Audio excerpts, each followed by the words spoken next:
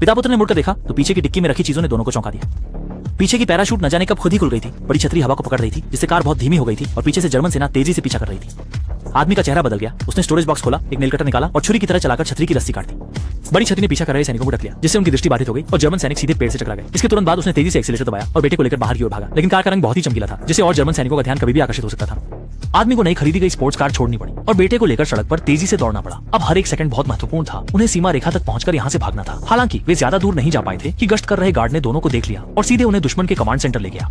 जब कमांडर अकिंग से पूछताछ करने की तैयारी कर रहा था, उसने अचानक पीछे से गार्ड की पिस्तौल छीन ली, उसे गार्ड के सिर पर तान दिया और गार्ड से हथकड़ी खोलने को कहा। फिर बंदूक से कमांडर को धमकाकर सैनिकों को युद्धबंदी शिविर में ले गया। जैसे ही भारी लोहे का दरवाजा लात मारकर खोला गया, बंदी बनाए गए रिश्तेदारों को बचा लिया गया।